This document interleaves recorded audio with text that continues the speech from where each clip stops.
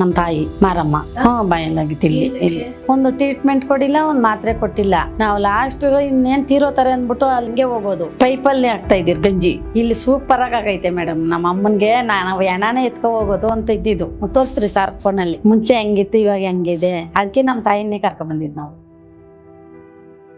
ನಮ್ಗ ಫಸ್ಟ್ ಒಂದ್ಸತಿ ನಮ್ಮ ತಂದೆಯರಿದ್ದವಾಗ ಆಗಿತ್ತು. ಆಮೇಲೆ ಒಂದ್ 2 ವರ್ಷಕ್ಕೆ ಶುರುವಾಗಿದೆ. ಒಂದು 5 ದಿನ ತಿರುಗಿದ್ರಿ. ಒಂದು ಟ್ರೀಟ್ಮೆಂಟ್ ಕೊಡಿಲ್ಲ, ಒಂದು ಮಾತ್ರೆ ಕೊಟ್ಟಿಲ್ಲ. ಸ್ಮೆಲ್ ಎಲ್ಲ ಬಂದ್ಬಿಟ್ಟು ನಾವು ಲಾಸ್ಟ್ ಇನ್ನೇನ್ ತೀರೋತಾರೆ ಅಂದ್ಬಿಟ್ಟು ಅಲ್ಲಿ ಒಂದು ಹಾಸ್ಪಿಟ್ಲ್ ಐತೆ, ಅಲ್ಲಿ ಅವರೇ ನೋಡ್ಕೊಂಡು ಸತ್ತೋದ್ರೆ ಅಲ್ಲಿಗೆ ಹಂಗೆ ಹೋಗೋದು. ಅಲ್ಲಿದ್ದಂಗೆ ನಾವ್ ಇದನ್ನ ಕಂಡು ಹಿಡ್ದು ಇಲ್ಲಿ ಬಂದು ಇಲ್ಲಿ ಸೂಪರ್ ಆಗೈತೆ ಮೇಡಮ್. ನಮ್ಮ ಅಮ್ಮನ್ಗೆ ನಾವು ಎಣ್ಣಾನೇ ಎತ್ಕೊ ಹೋಗೋದು ಅಂತ ಇದ್ದಿದ್ದು. ಇಲ್ಲಿ ಬಂದ ಮೇಲೆನೂ ನಮ್ಗೆ ಅನುಮಾನ ಇತ್ತು, ಒಬ್ಬೊಬ್ಬರು ಹಣೆ ಬರೆವೂ ಇರ್ತದೆ, ನಾವ್ ಮಾಡೋ ಪ್ರಯತ್ನ ಮಾಡ್ಬೇಕು.